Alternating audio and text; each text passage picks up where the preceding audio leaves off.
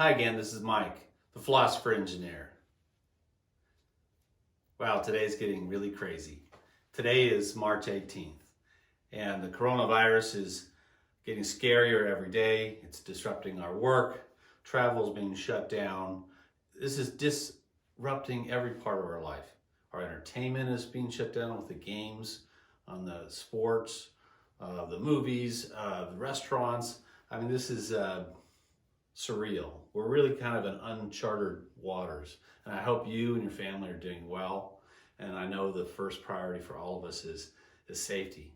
Safety for our family and for our loved ones and for our business, for our coworkers and the people we work with. We want all of them to be safe.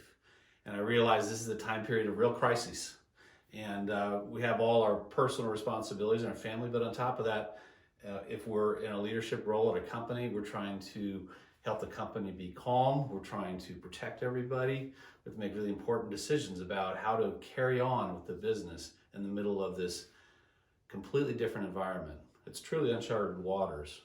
However, I still wanted to talk about the proactive side of this. First, we have to deal with the crisis, so we have to be reactive. We have to identify the threats. We have to protect. We have to make adjustments. We have to be really adaptable. There's a level of triage really here involved. And then as we adjust and we make plans, we have to project, and some of us have to face pretty difficult decisions. If the financial business has been disrupted in a significant way, and we're trying to anticipate, not just for the next couple of weeks, but for months ahead of time, how we're going to protect the business and then prepare for the next phase of the business. So the topic for today in this special is how to move from reactive to proactive during a crisis. A lot of things are demanding more of our time, but also there's a part of this where we are shutting down, we're not going to work, we're staying home in many cases.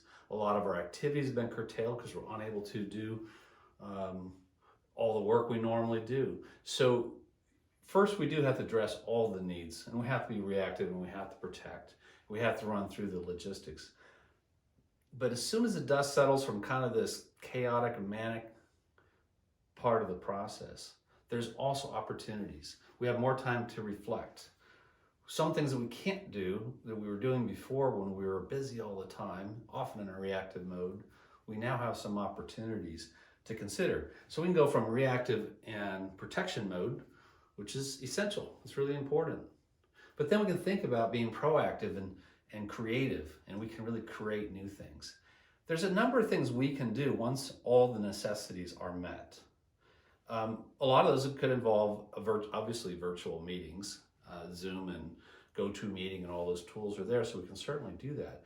But also we can do proactive things like training and workshops and preparing for the next phase of work. We can work on tools that allow better teamwork. The areas we're focused on the most is reliability consulting and reliability workshops that we can do remotely. Also, there's a lot of work on strategy. Most companies at the beginning of the year have spent time figuring out their strategy for 2020 and beyond, and many of those plans are probably dashed and have to be reassessed right away. So there's a need for kind of a new strategy to adapt to these circumstances that may last several months or longer and have an impact on our business. And we may have to make some very difficult decisions. But in that proactive time period, we will have to find time and make the effort to reassess our strategy, make those adjustments, and just like before, come to full alignment at the leadership level on what the new strategy is and what the new plans are. And that full alignment will then get the whole company pulling in the same direction.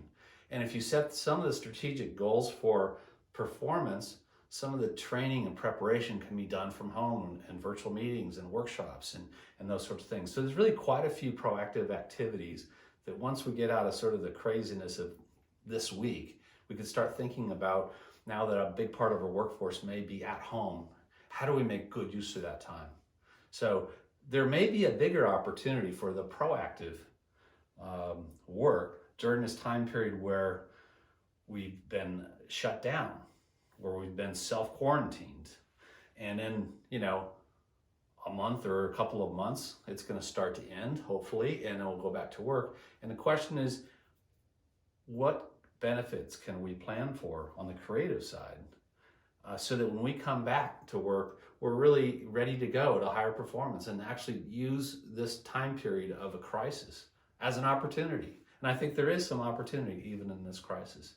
That may not be the circumstances we would have chosen, but these are the circumstances we're in, so we have to deal with that. So these are some thoughts for this week, this coming week, once you get out of your necessities and deal with the safety and the protection and the things that you must do, is to think about how to move from that reactive mode to a proactive mode during a crisis.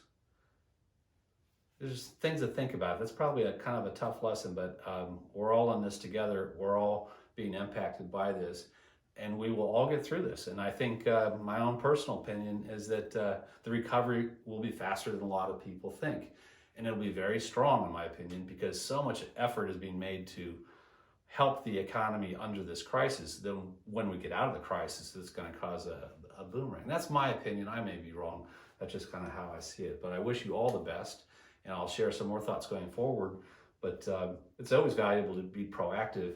Can we be proactive during this crisis and then come out stronger than before? I think we can. Thank you. Have a wonderful day. Bye.